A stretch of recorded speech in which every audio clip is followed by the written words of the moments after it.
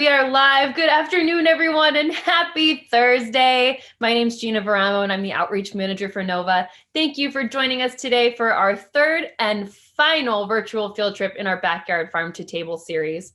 Over the past 2 weeks, we've learned how to grow our own food and the importance of supporting local and sustainable agriculture. And now that we've tended our fields, we've planted our seeds, and we've come to what I consider personally the best part of gardening, which is cooking your harvest. So every time I've been to the farmer's market or the grocery store recently, I've been super tempted by all of the beautiful late summer produce like tomatoes and corn and peaches and berries. So if you're like me, you buy it up and potentially you buy too much of it. And then you bring it home. And now what? Do I put my tomatoes on the counter or do I put them in the fridge? What's the best way to cook my corn so it's sweet and crunchy and not mushy and tasteless? Did I buy a ripe peach? Will it be too hard? Should I ripen it in a brown paper bag? So I know a lot of us home cooks have questions like this, which is why today our guest, Lon Lam from Cooks Illustrated, is going to help us with some of these questions and more. Lon is a senior editor for Cooks Illustrated magazine, for which she's developed recipes, written feature stories, and contributed to various sections since 2011. She learned to cook by working for James Beard Award winners and nominees in Cambridge and Boston, and earned her BA in chemistry from Wesleyan University. So we have a true expert with us today who I'm so excited to talk to. So throughout the broadcast, if you have any questions about any produce or food or cooking, please leave them in the comments, either on Facebook or YouTube, wherever you're watching, and we'll try to get to as many as we can during our time together this afternoon. So without further ado, Lon, thank you so much for joining us this afternoon. Oh, Gina, that was such a lovely intro. I'm so excited to be here. And I thought I'd kick us off by talking about corn. So I don't garden because I live in an apartment and I don't have outdoor space. But I was at the farmer's market and I picked up some corn yesterday. And this stuff is so different from the corn that Native Americans cultivated 5,000-10,000 years ago. And it's I'm kind of okay with that difference. Corn now is larger, it's got more kernels than corn that they cultivated, and even than the corn that was grown in, say, the 1950s or at the turn of the century. And it's fantastic. Now, when I was at the farmer's market and picking up this corn, there were a couple of things I kind of looked for. First, I was checking out the husk. You want to see corn that's got nice, vibrant green leaves that are tightly packed around the ear. And that's a sign that it was recently harvested. It hasn't dried out yet. The other thing I look at is the tassel. Now, I picked this up yesterday and it's not looking as great as it did then, but these little silks, each one is attached to a kernel, and the silks stay attached until that kernel has matured. After it's matured, they detach, and that's when they start to go from that bright gold color to kind of brown, and they'll be a little bit tacky, and that tackiness is a great sign. That means that the silk has detached, kernels are ripe, but it's not dry, it's not black, it's not crumbly, which are all signs that the corn was harvested a while ago, and this ear has been sitting around in storage for, say, a week. And then the last thing, which is a little bit harder to do right now, instead of shucking your corn to make sure that you have a nice full ear, you can just give it a good squeeze. And what you're feeling for is plump kernels. You don't want it to give too much. And you can actually tell if there are gaps and if there are kernels missing. There will be like a little hole. And so, just give your corn a quick squeeze before you decide it's coming home with you. Now, once you do get it home, definitely throw that in the fridge. You've probably heard people say, you have to eat your corn right away as soon as it's been picked, otherwise it won't be as sweet. And the last thing you want to do is store it in the fridge. Like, that's a thing that I've heard. I certainly heard when I was coming up in the kitchens and cooking. And It turns out that's just not true. So the corn we get these days, it can be up to, its sugar content rather, can be up to 35%, and 35% is a lot of sugar. So what happens to that sugar after the corn is harvested is there's a reaction that occurs, and the sugars kind of link up and they become starches, and the corn will taste less sweet. Here's the thing, that reaction, it doesn't happen that fast. And you know, if your corn goes from 35% sugar to 33% sugar, are you going to notice? Probably not. It's still like a third sugar. And you can slow that reaction down by storing your corn in the fridge. Many chemical reactions, not all, but many are slowed at cooler temperatures. And so one way to, you know, give yourself a couple days to cook your corn is just to stash it in the fridge when you get it home.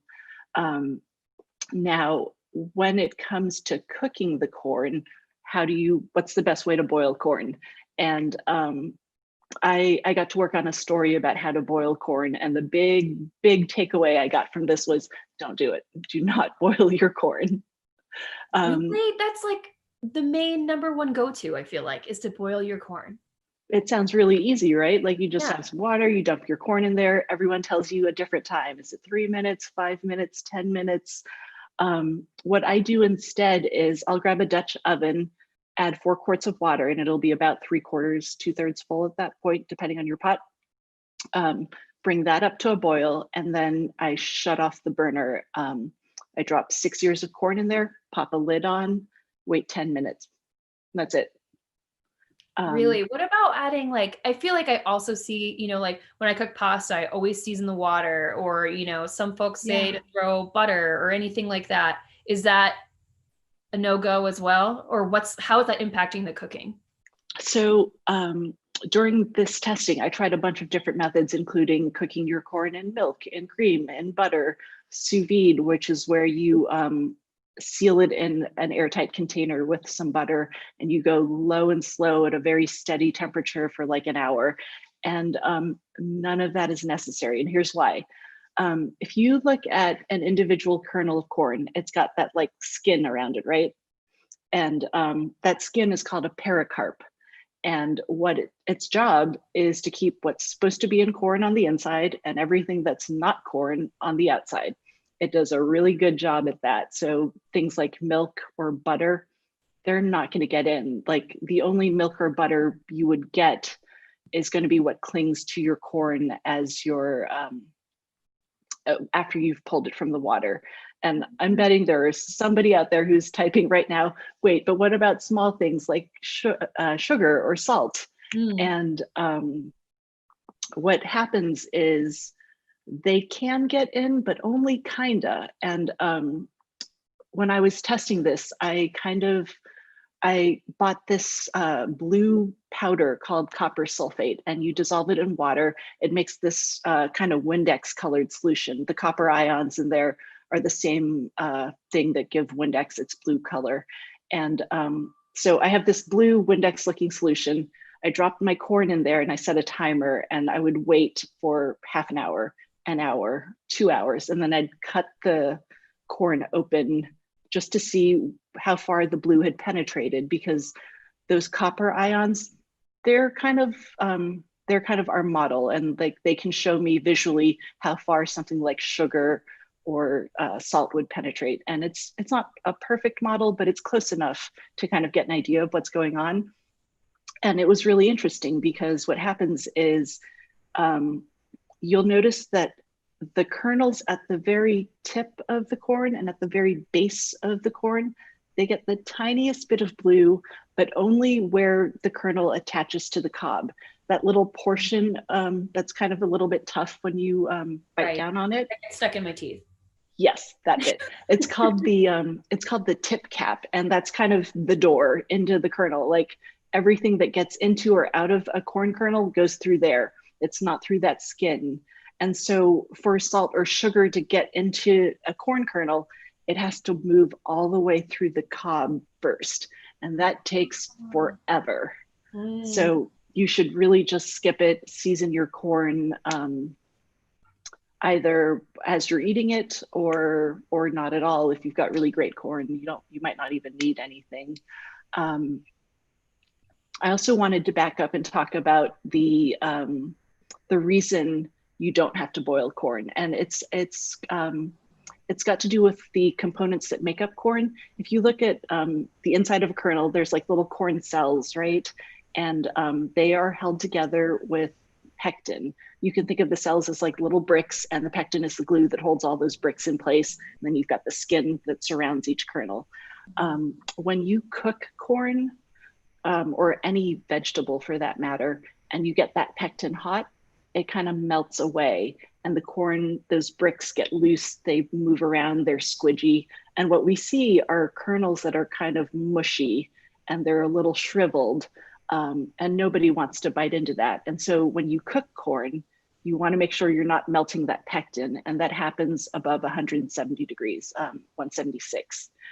At the same time, if you've ever had raw corn that's nice and crunchy, the juices, they're a little bit watery, and there's like this chalkiness to them. That chalkiness is the starch. And when you cook starches, they absorb the water that's there, and they swell, and they make the liquid that remains kind of creamy and a little bit richer. And you don't, that chalkiness goes away. You just get the sweetness of the corn instead. That reaction where the starches gel, that starts at 144. And so you want to make sure your corn gets above 144 degrees, but stays below 176. And that's the reason 4 quarts of water, 6 ears of corn, and 10 minutes works. We have a couple questions from YouTube that about some different cooking methods. So Ron Newman wants to know, do you not recommend steaming corn? And P. Jean Smith wants to know, what about microwaving corn? So you can steam corn. It's just harder to predict exactly what's going to happen, because if you overdo it or underdo it, it's hard to say. You also get a little bit of uneven cooking depending on how much corn you're steaming and the vessel you're using.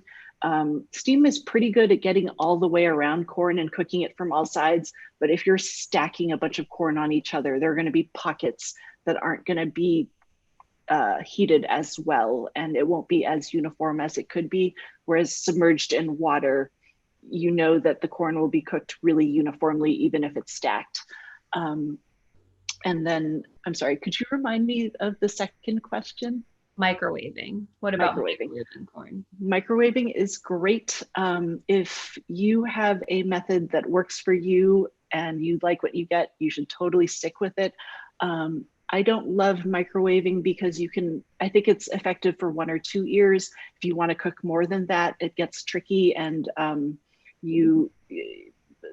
again, the unevenness of the cook becomes more apparent as you put more and more corn in there. Yeah. So I just want to do a reminder for folks where if you have any questions about your summer produce, right now we're talking about corn, but if you have any questions about any more pieces of produce, please put them in the comments and we'll try to get to as many as we can. And before we move on, I have one more corn question. Okay. So when you're cooking corn, you specifically mentioned a Dutch oven. Is that because of a lot of times we see cast iron Dutch ovens and that's retaining the heat and that's kind of keeping it at the right temperature, or would just a regular saucepan stock pot work just as well? I chose a Dutch oven because it'll hold a nice amount of corn. Like you don't have to worry about, standing it on end to make sure that all of the corn is submerged. You can use a stainless steel all-clad type Dutch oven. You can use an enameled or a cast iron Dutch oven. It's all fine because we're not shooting for an exact temperature. We're shooting for a range, and it's a 20+ degree window that we're shooting for. So there's some flexibility in there. In general, it's the volume of water to corn that is more important than the vessel itself. We have one more. Go ahead. We have a couple more corn questions. Okay. And then we will move on. So Sue Lehman Goldberg from Facebook wants to know, what about if we want to cook kernels off the cob? So like in a saute or a stir fry, is there a specific temperature for optimal use? I developed a recipe for a dish called esquites. It's a Mexican kind of corn salad, sort of. It's delicious, and I was sautéing corn in a skillet for that. I because kernels are so small, it doesn't make sense to take a temperature. I think the best approach is to not overload your pan so that you have maybe just a thin layer of corn that helps ensure that all the kernels are cooking evenly when you stir. If you have a really substantial layer of corn, you're going to end up overcooking some of it.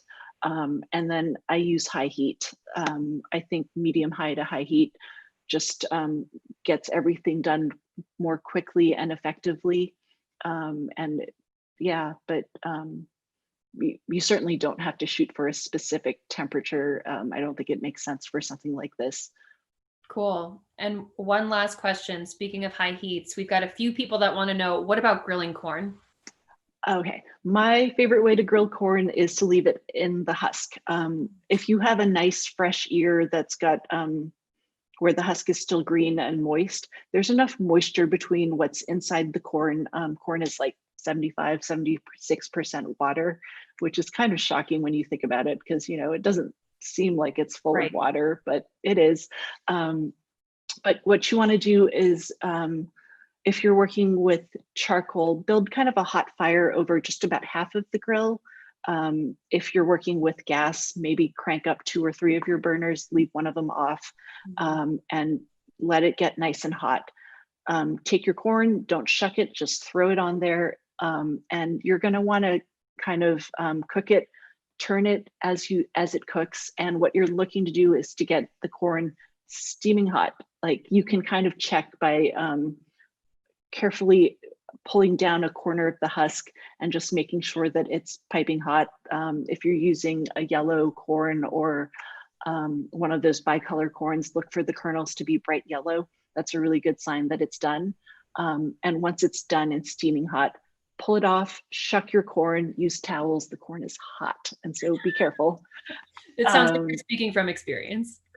Yeah, just a couple little like minor steam burns there. But once you shuck it, you can pop it back on the fire very briefly, maybe roll it in a little butter first and get a little bit of color on there. You don't want it to take too long, and that's why you're starting with a hot fire in the first place.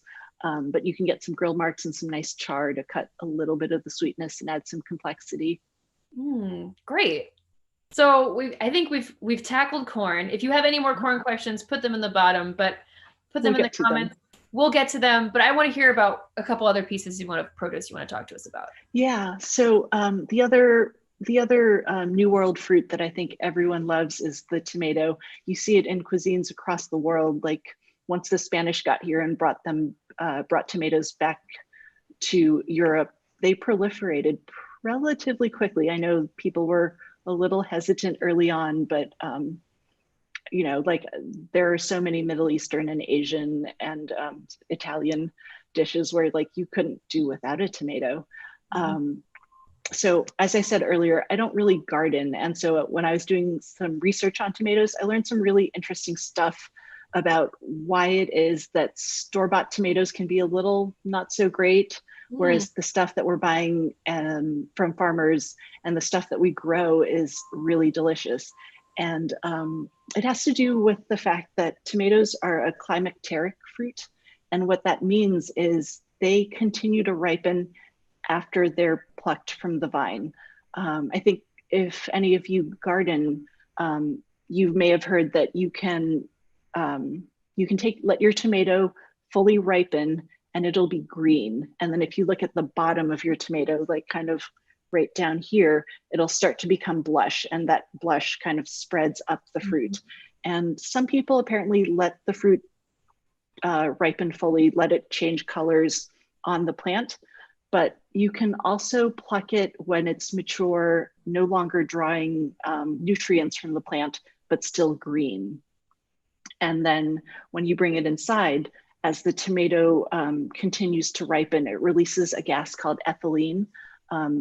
Fruits like bananas, peaches also release this fruit as they ripen. And while that's happening, there are all these changes happening too.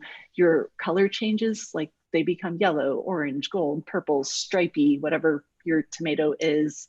The sugar content increases, acidity levels drop, and the flesh softens, aromatic compounds are created, and that's what makes ripe tomatoes, like fully ripe tomatoes, great.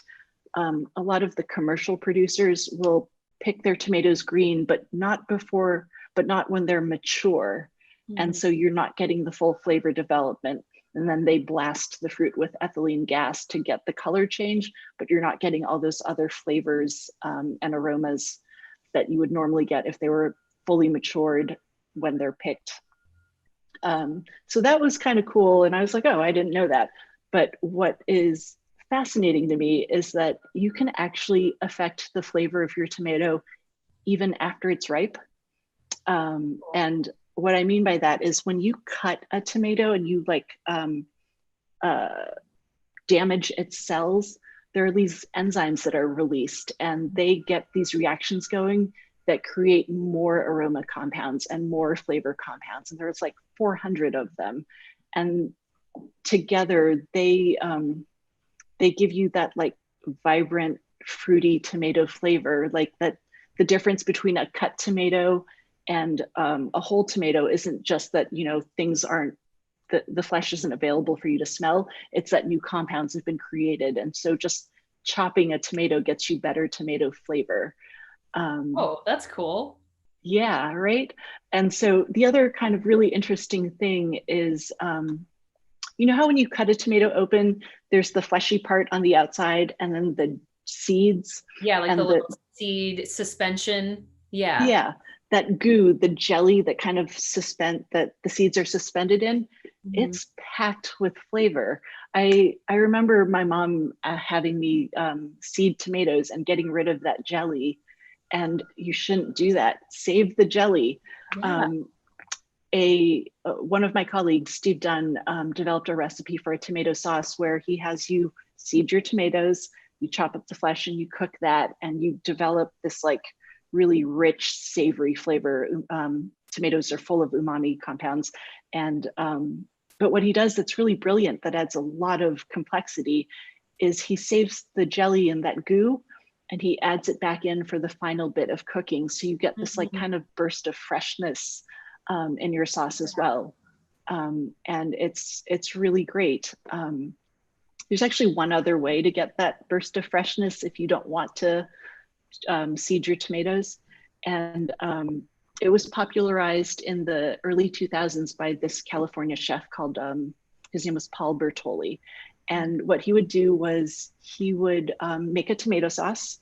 And then when it was almost done, he would add just a couple tomato leaves to the sauce and let them steep for maybe 10 minutes and then fish them out.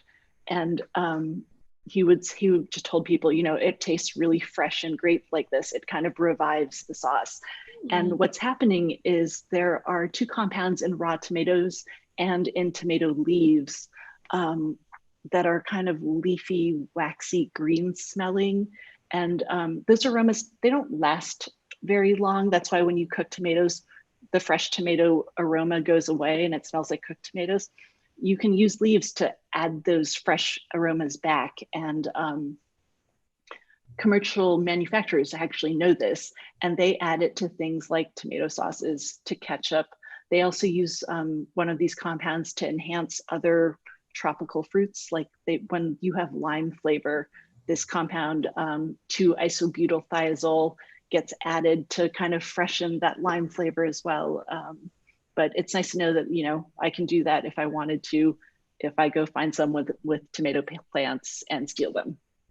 That's so cool. I also love that too, because part of so much of gardening and cooking too is finding ways to utilize the whole plant. You know, like there's so often we buy beets and we just use the bottom and we never use the beet greens or even the carrot tops. And that's so cool that if you are gardening and you have these plants at home, you know, once you pick the fruit, that there's still so much life you can give that plant. Yeah. Yeah. Yeah. So something that I've always wanted to know. So it's been very hot in Boston recently. I do not have reliable AC. So whenever we buy tomatoes, my husband and I, if we know we're not going to use them for a few days, sometimes we put them in the fridge because we just don't want them to just like immediately go to mush or wrinkle up. Is that the worst idea? Or how should we be keeping our tomatoes fresh if we're not going to use them right away? That's a great question. So, for the longest time, just like corn, everyone was telling me, don't put your tomatoes in the fridge, it'll ruin their flavor. And there was some research done around whether cold damages the cells or kills the enzymes that create all those awesome tomato flavors that we were talking about. But there's been pushback against that idea recently and more testing around it. And so, I got to do similar testing on a more practical level. I wasn't like doing assays to figure out exactly how much of which compound was present if you refrigerate a tomato.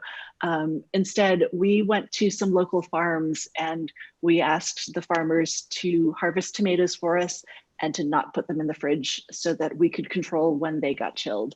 Oh, And cool. so over the course of 2 summers, because I couldn't get all of this testing done in one Right. summer, we would purchase tomatoes and chill them halved, chill them whole, chill them for 1 day, 2 days, just to see what happens. And we would do taste tests with raw tomatoes in a gazpacho and then again in a tomato sauce.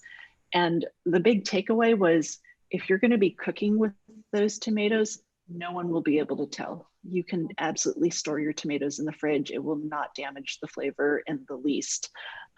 If you're eating your tomatoes raw, make sure that you store them in an airtight container. A lot of our tasters were like, this tomato smells like it was in the fridge, but only because I think there's bacon going on here Yep. too. So tomatoes will pick up, whatever other smells are going on in your fridge. You got to store them in an airtight container. But if you do, most people cannot tell the difference. Like whether it's 1 day or 2 days, you can't really get much more time with halved tomatoes and whole tomatoes, maybe 3 or 4 days. Yeah. They'll do fine in the fridge. Cool. We have a question from Kathleen Belici from YouTube. She wants to know, so when you separate the tomato flesh from the seeded part, do you sift the seeds from the jelly or do you leave the seeds in there?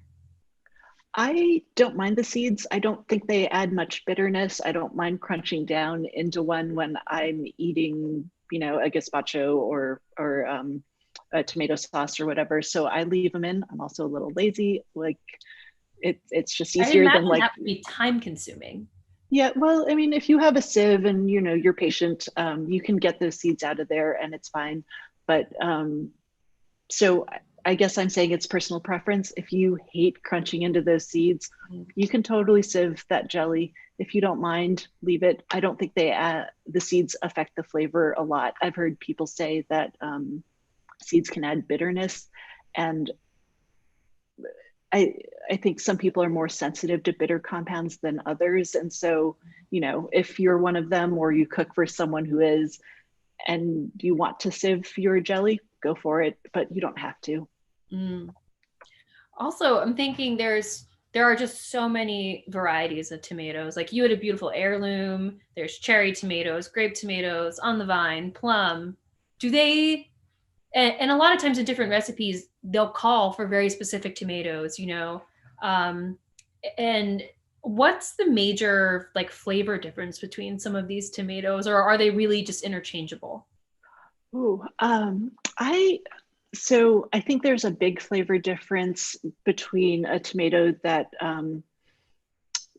was ripened and picked ripe versus kind of, your Roma or beefsteak tomatoes that get gassed and so that they're bright red, but they're really firm.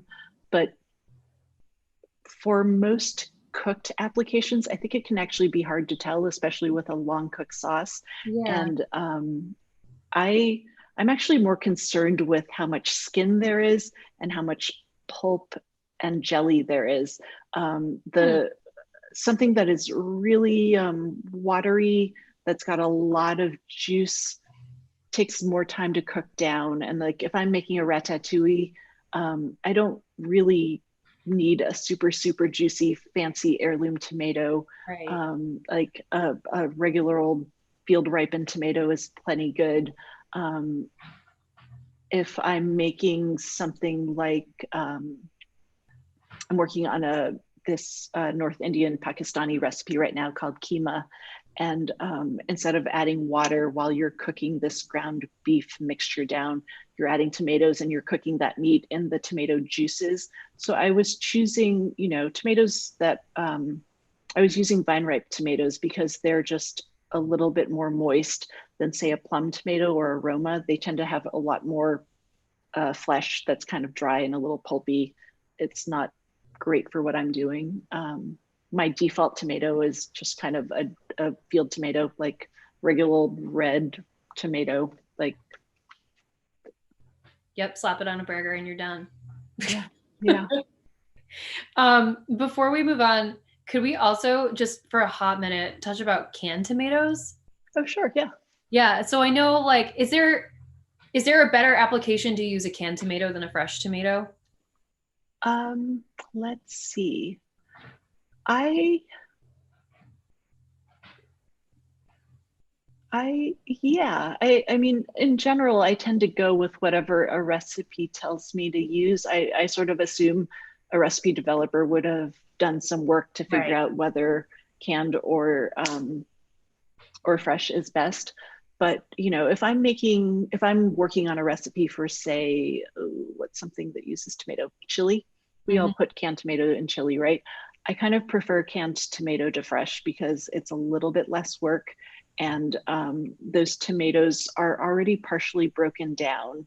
Like they've already seen some heat, the flavors have concentrated, and I'm making something that requires concentrated flavors. I'm not looking for like bright, fresh heirloom raw tomato flavor. So I'll go with canned in that case. I think what's more important to consider is actually the type of canned tomato you're using. Oh, cool. Some canned tomatoes, like the diced stuff, in order for those tomatoes to kind of maintain their shape, they're actually treated with, I'm going to get the name wrong, calcium chloride.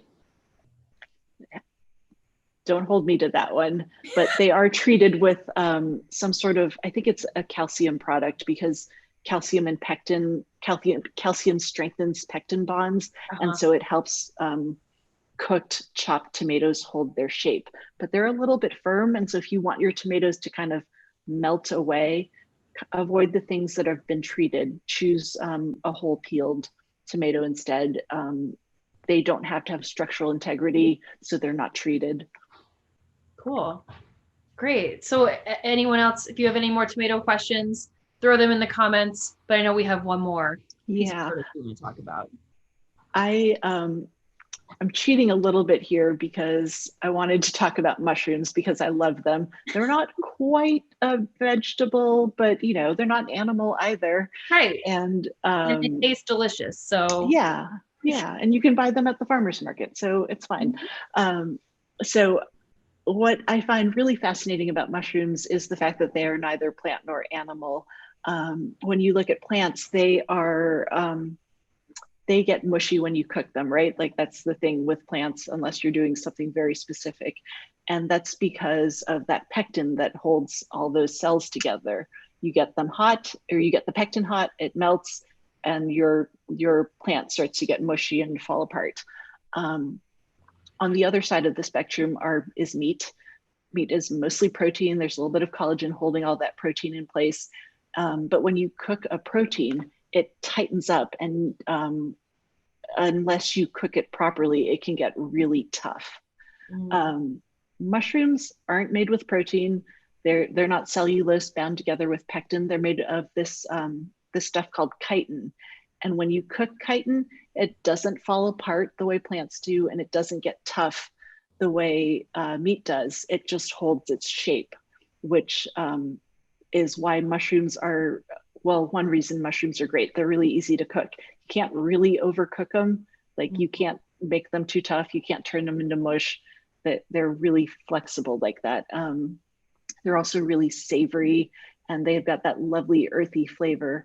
And I got to work on a mushroom recipe years ago that kind of blew my mind. Coming up in restaurants, my chefs all taught me how to saute mushrooms in the exact same way. You got a screaming hot pan, add a bunch of oil, and then when that oil starts smoking, you add your chopped mushrooms.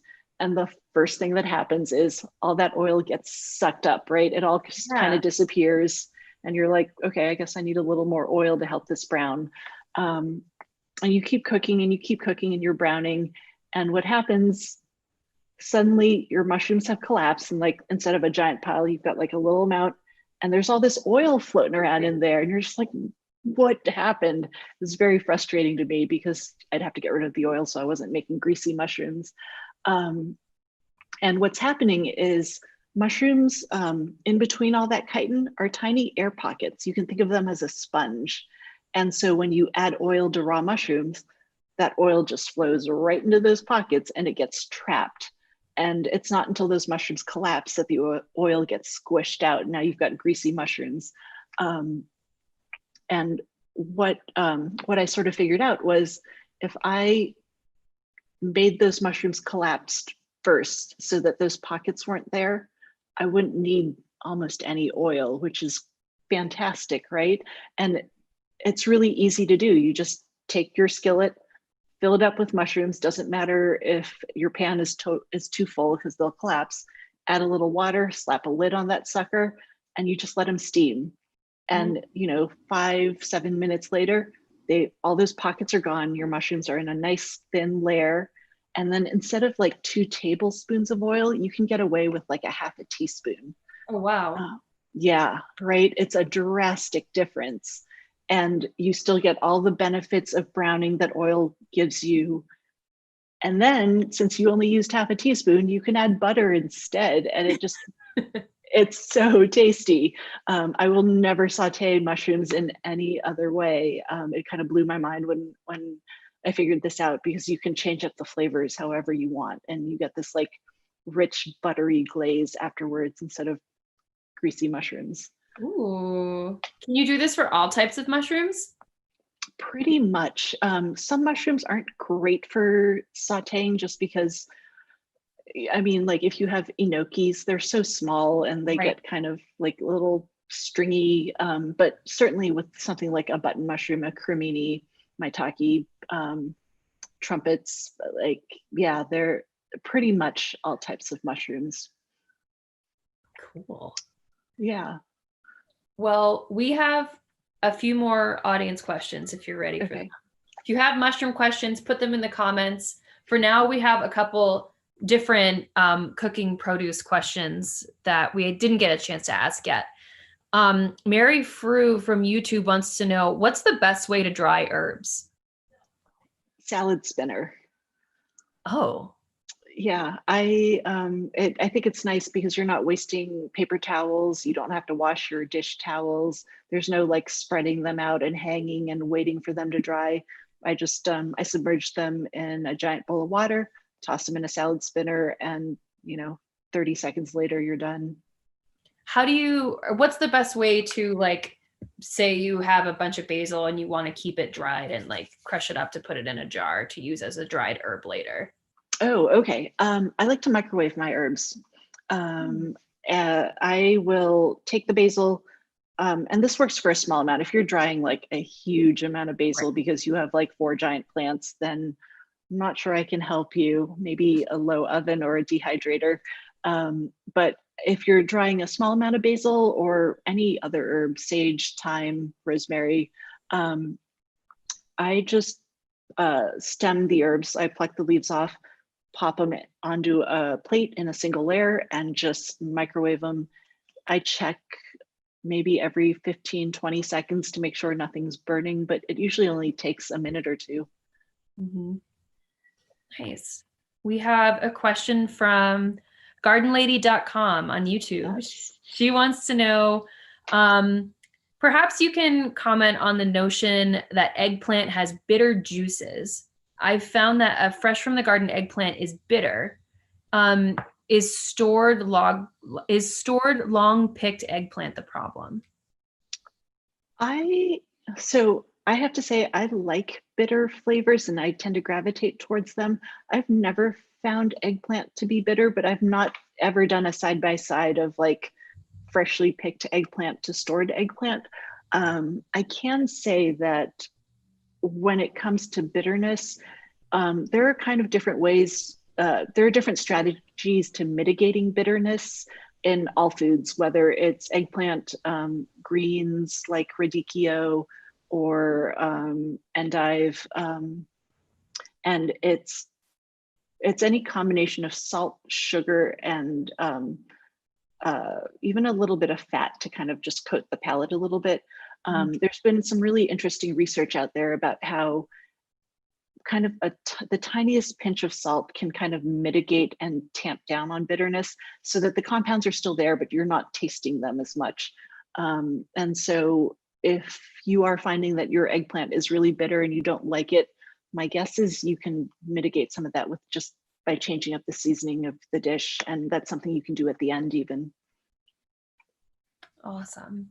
We have Barely Read Books from YouTube wants to know, what's the best way to store zucchini? And I have to say, there's been a bunch of people on my Facebook feeds, on Twitter saying, I have so many zucchini right now. What do I do with all of them? My sister has been saying the exact same thing. Her zucchini plant is out of control. I keep it in the fridge. Again, refrigeration is great. It really kind of helps food stay fresh. You're not going to damage it at all. Crispers are great because they keep moisture around the produce, whereas if you're just stashing it on a shelf, it'll dry out a little bit more. So I'd say stick it in the crisper. But yeah, and as for what to do with zucchini, don't sleep on zucchini. There's harvest it young. The smaller your zucchini is, and this is also true for eggplant. The smaller they are, the smaller the seed pocket and the more flesh you get. And I mean, and so, you know, like a giant eggplant is going to have a huge seed pocket, and that's the bit that kind of disintegrates and falls off first. With zucchini, same deal. Like the smaller ones, you just get more flesh per zucchini. Another colleague of mine worked on a recipe for a sauteed zucchini, and it is delicious, and it's so simple. Annie Petito developed a recipe where you just you take your zucchini, grab a vegetable peeler, and you just make like wide flat noodles, dump them all in a skillet with a tiny bit of olive oil, season it up. It takes like 4 minutes to cook, and it's really, really good, really satisfying. We have a bunch of other questions. Okay. Kathleen Belici from YouTube would like to know, are San Marzano tomatoes superior to other tomatoes? Depends on what you're doing with them. I think they're great. And if you're making a red sauce for pizza, or, you know, any other Italian red sauce, I think they're worth splurging on if you can find them.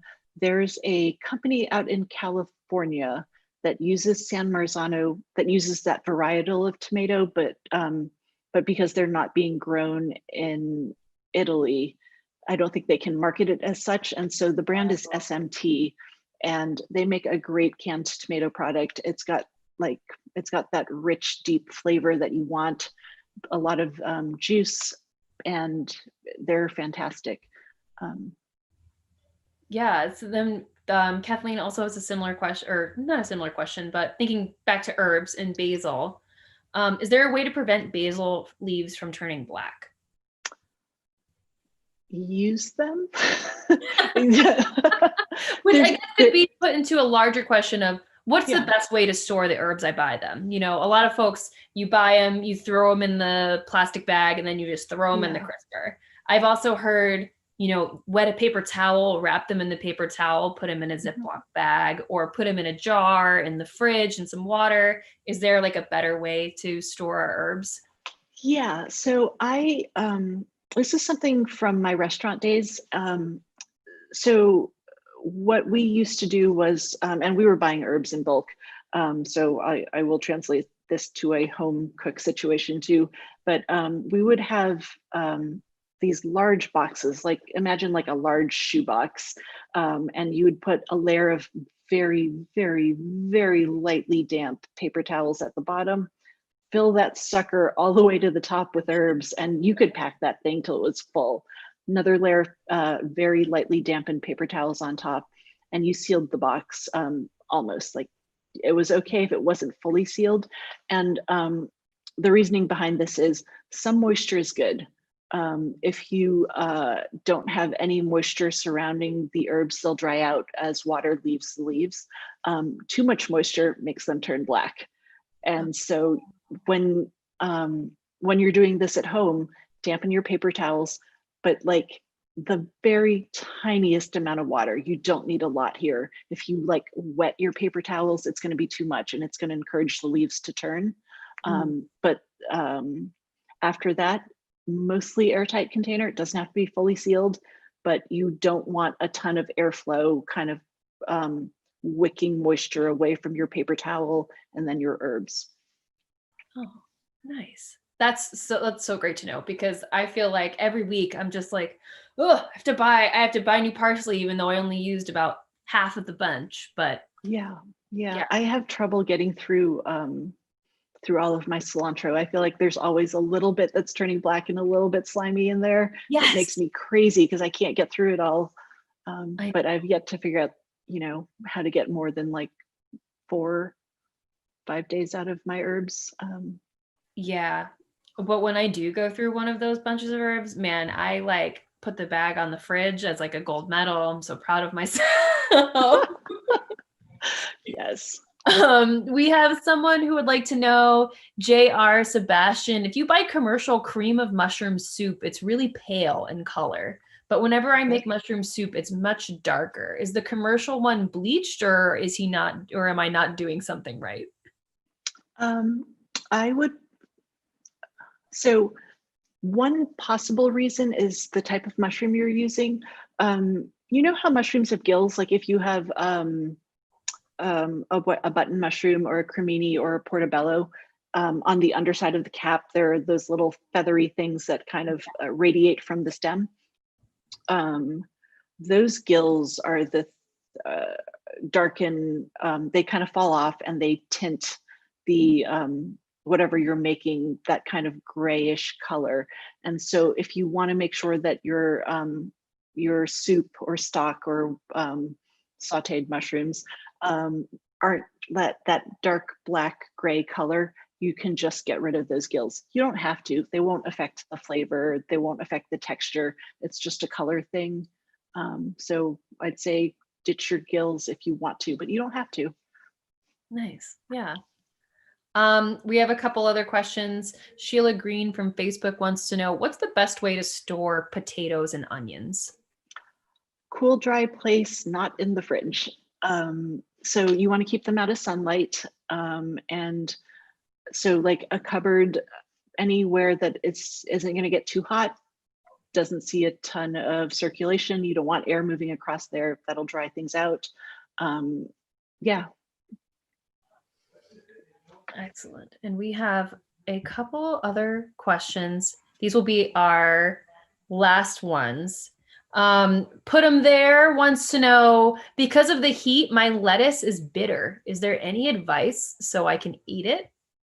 Oh, I love bitter greens. I am not a gardener. I cannot tell you how to prevent that bittering from happening, but I can tell you that if you go with kind of a richer, more savory dressing, and maybe add some milder greens to it, so you're just cutting your bitter greens with something else, they'll be delicious. So go out and buy some arugula, buy some butter lettuce or Boston Bib, and make a salad with a combination of those greens and dress it carefully. Pinch of salt, little salt's going to help you. Perfect. And just our last question. We want some clarification about what do you mean by sealing, like sealing the herb box? So like when you're storing your herbs, what should that seal look like? So we were using what, if any of you people work in restaurants, you'll know what I mean when I say a fish tub, but there are these large plastic boxes with a lid that snaps into place. And when you've got it on properly, there's not very much air getting in or out. If you're doing this at home and you're using, say, a Ziploc bag, seal it, but leave maybe an inch or two open. If you've got a plastic or if you've got some other hard-sided container, just don't seal it all the way. You want to make sure just the tiniest bit of air gets in and out of there. Awesome. So Lon, thank you for answering all of our questions. What? No, I love this. I will talk about food all day. Well, we probably could. So I know that there's folks that want to learn more about cooking, want to learn more about food, some of the science behind their food.